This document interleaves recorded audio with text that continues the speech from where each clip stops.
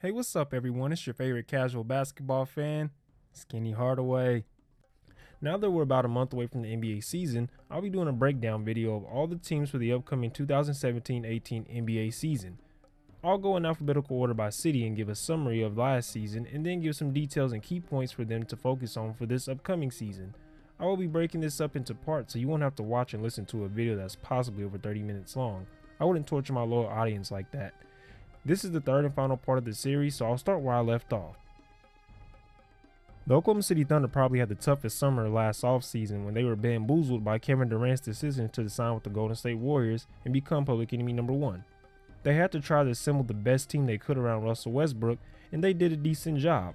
They ended the year 47-35 when it could have been worse, but that granted them a playoff berth with the 6th seed in the West. They were beat in 5 games by the Houston Rockets in the first round of the playoffs, but considering the team they had, it was a successful year for them and Russell Westbrook, as he was able to win the 2016-17 NBA MVP. They ranked in the middle tier of the NBA on both sides of the ball, being 11th in points per game and 16th in points allowed, and they were also the worst three-point shooting team in the NBA at 33% from deep. This offseason they made some very good moves. In the draft they picked up Terrence 2K Ferguson, who was supposed to go to the University of Arizona but decided to go play overseas. He's an athletic 6'7" tweener and can make contested shots. He averaged 5 points, 1 rebound and an assist in 15 minutes of play for the Adelaide 36ers. He should be a good complement to Westbrook on the wing as another scoring threat. Sam Presti was very active this offseason, bringing in guys like Raymond Felton and Patrick Patterson. They also signed longtime Sonic/Thunder resident Nick Collison, which I always approve of those types of moves, and defensive specialist Andre Roberson to a 3-year, $30 million deal. But the biggest splash they made was acquiring Paul George from the Indiana Pacers for Victor Oladipo and a guy from the local YMCA. I would really like to see this team on the court, in particular the Westbrook-George combo, and Paul George will be the player I'm watching on that team. With speculation on where he will be going next year, I'm interested to see how the Thunder will finish this season, because I think if they finish with nothing worse than a second round exit, this could be a huge sign for the Thunder. Now, I'm not saying George will return to Oklahoma City, but there's that strong possibility that Westbrook and George will be teammates again on another team. I expect them to be no worse than a top 5 team in the West. The Orlando Magic are a very young team, and it showed as they went 29-53 and were in the basement of the Eastern Conference. They ranked 27th in points a game and 22nd in points allowed. They were also 22nd in defensive rating and second to last in offensive rating. Yikes. They did pretty well in the draft, getting Wesley Uwandu and Jonathan Isaac, a big man who has high upside, reminds me of a young Kevin Garnett defensively, as he has good intangibles on that end. They got some free agents such as Maurice Spates, Aaron Aflalo, and Shelvin Mack. Their best signing was Jonathan Simmons, who I am a fan of due to his intensity he brings on the court. The player that will be worth watching on the Magic will be Nikola Vucevic. He's more of an old school center by getting majority of his points no further than 6 feet from the rim, and relies on post moves and physical punishment down low. I would like to see him on a different team so we could appreciate his game more, but that's not how things work, unfortunately. I don't really have a lot of insight or knowledge on what direction they are going, and truth be told, I really think the Magic don't either, but they are just waiting on it and hoping that something great happens to them, which isn't always a bad thing, but you can't get left behind doing that. I expect them to be a lottery team again. The city of brotherly love can now take a small sigh of relief now that they have trusted the process and have seemed to cash in on the vision that Sam Hinkie had for them years ago. This past season wasn't a success as far as winning or making the playoffs, but we see glimpses of what this Sixers team can be when all the pieces come together. They were 28-54, but probably the happiest 28-54 fan base I've ever seen. Joel Embiid showed why he was worth the wait. Even though appearing in only 31 games, he averaged 20 points, 8 rebounds, and 2.5 blocks as a rookie. Other players such as Dario Saric, Jahlil Okafor, Nick Stauskas, TJ McConnell showed promise as well on this young squad. They continued the process by acquiring JJ Redick, who will provide great spacing and shooting, and Amir Johnson, who will help out on the boards for them. They had the number 1 overall pick after a trade with the Celtics and selected guard Markelle Fultz out of Washington. He reminds me a lot of Damian Lillard in the fact that he can score in volumes when need be and has slightly above average passing abilities that will be refined once he's in the league for some time. Philly will be a fun team to watch this year, and I'll be looking forward to seeing Ben Simmons. He's gotten the comparisons to be the next LeBron, which I personally never liked because 98% of those claims never pan out. It's a lot of pressure for a young guy. But I do like the fact that he tries to emulate his game after LeBron, and I think that he'll have a solid career if he can stay healthy. There's more I would want to list, such as Joel Embiid, but I don't want to go on forever. Just know I really like what Philadelphia is doing, and the Sixers can have a very good year and sneak into the postseason in the East.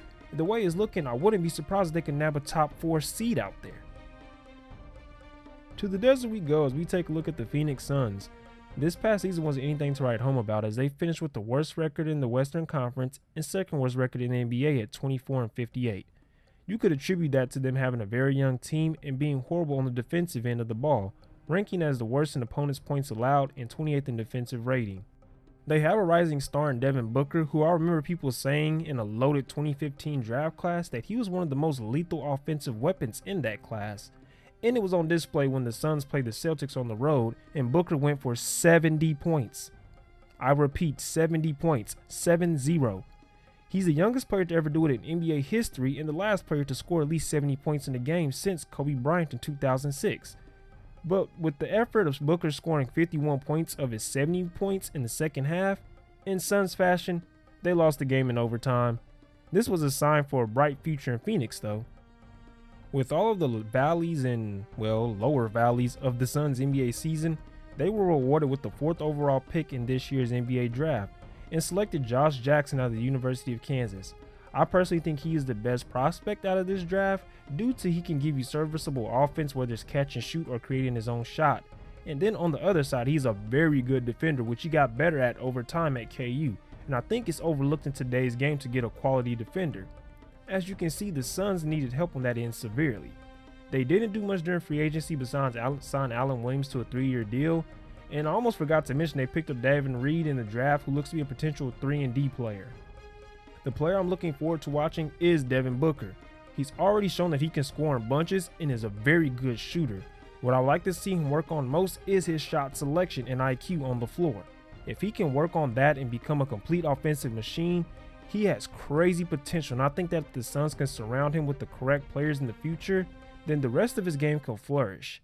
I don't see the Suns making the postseason anytime soon, and they know they're in rebuilding mode, so if they can at least improve from last season, they'll be on the right track. The Portland Trail Blazers are a team I like to watch and use often in NBA 2K. This past season they finished even at 41-41, which was good enough to get them the 8th seed in the West.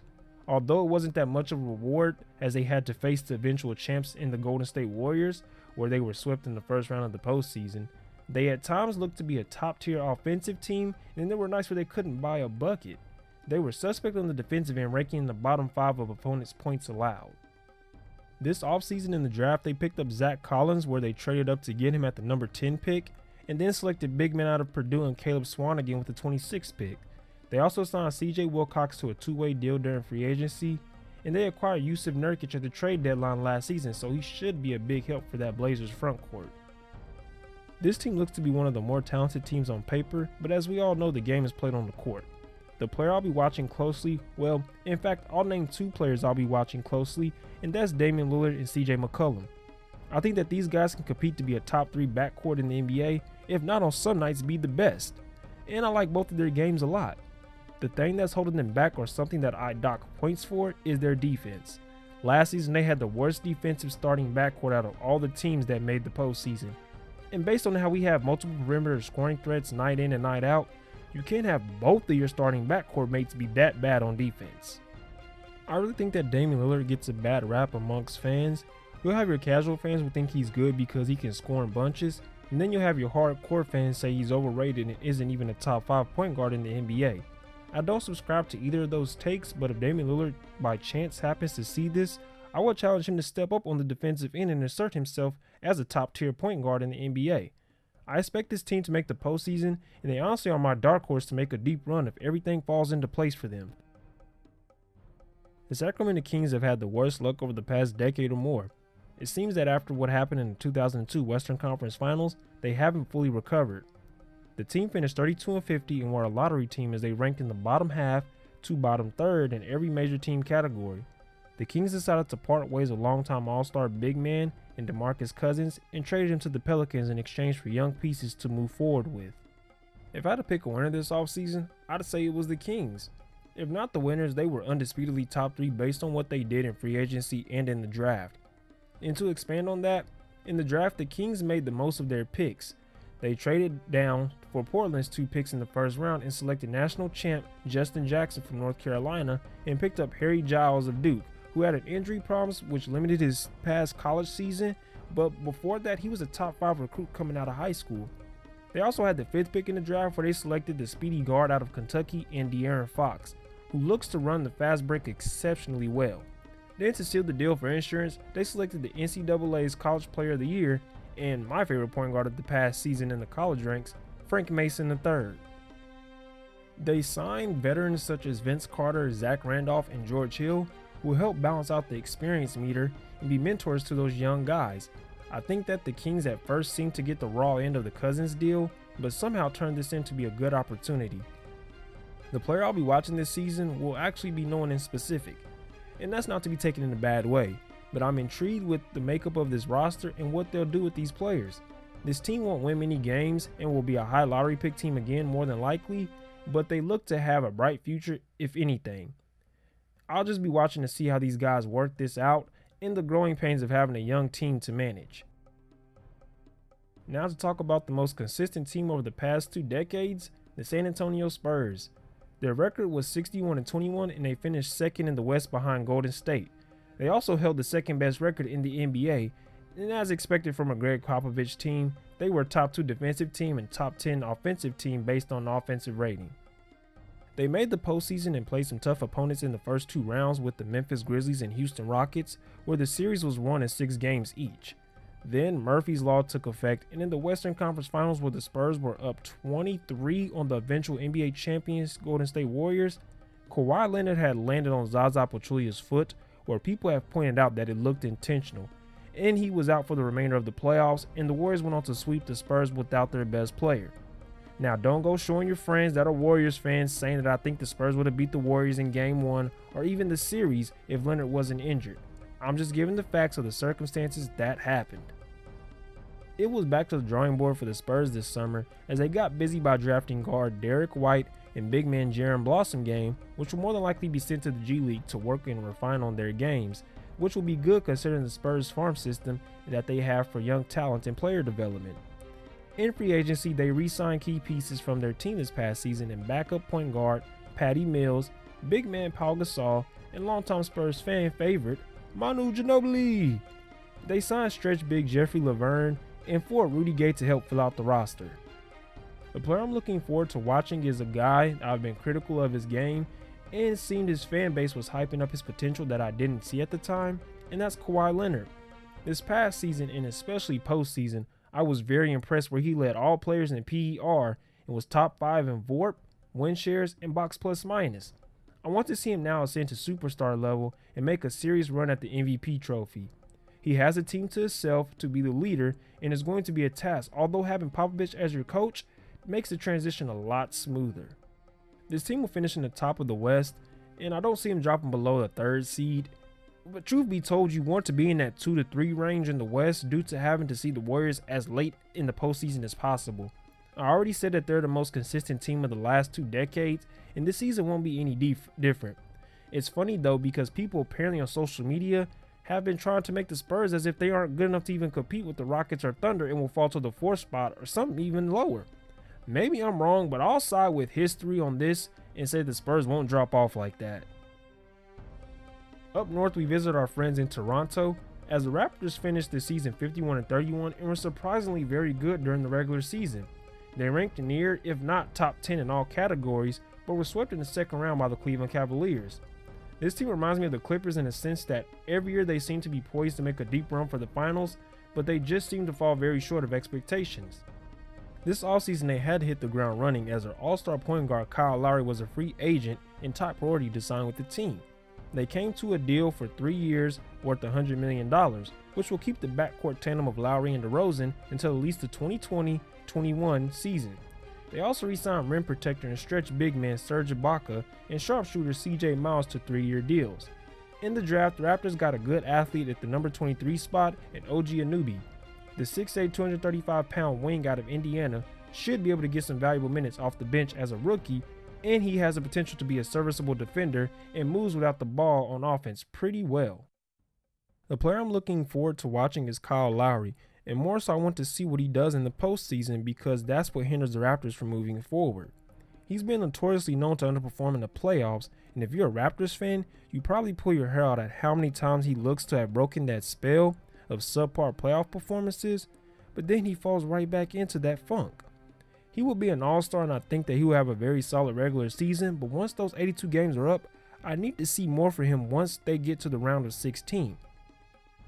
This team is poised to be a top 4 team in the East. They could possibly make a run at the top spot based on the talent in the East at the moment, but as with the Western Conference, you want to get in that 2 to 3 seed range so you can avoid the Cleveland Cavaliers until as late as possible. The Utah Jazz had a very solid season, where it came to an end by being swept by the Golden State Warriors in the second round of the playoffs as the 5th seed. The team had a record of 51-31, and they finished as a top 3 defensive team while seemingly being middle of the road offensively. This offseason, they were more on the quiet side as they were rebuilding after the departure of Gordon Hayward to the Boston Celtics. They didn't make any major notable moves in the draft outside of trading for guard Donovan Mitchell, who looked to be able to put points on the board in the Summer League. In free agency, they re-signed sharpshooter Joe Ingles to a 4-year, $52 million contract and picked up defensive specialist Stavros Sefolosha. The player I'll be watching on this team is Rudy Gobert. I want to see if he can expand his offensive game outside of catching lobs and dunks. He actually has great hands for a big man, and I've seen what his potential is if he can make the correct passes out of the post. And as we all know, he was a finalist for Defensive Player of the Year, and from his view, what he seems was slighted, which I understand, so I expect him to go all out on the defensive end and be able to at least guard someone out to 12 feet. If he can do that, then the award is his to lose. This team did lose their best scorer in Gordon Hayward, but they filled the void with solid players. I don't believe they'll win 50 games again, but they can at least make it to the postseason.